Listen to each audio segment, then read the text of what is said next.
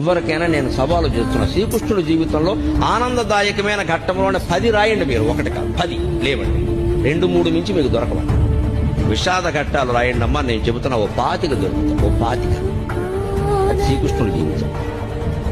పుట్టింది జరసాల్లో, పుట్టిందో తల్లిక, పెంచిందో తల్లి, పుట్టిందో తండ్రిక, పెంచింది ఇంకో తండ్రి.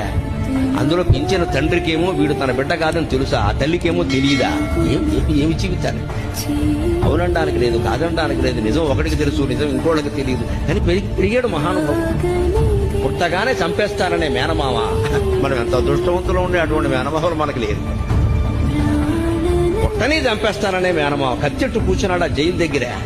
అదే ఆ శ్రీకృష్ణుడి జీవితం. సార పురుషులు అంటున్నారు కదా, మరి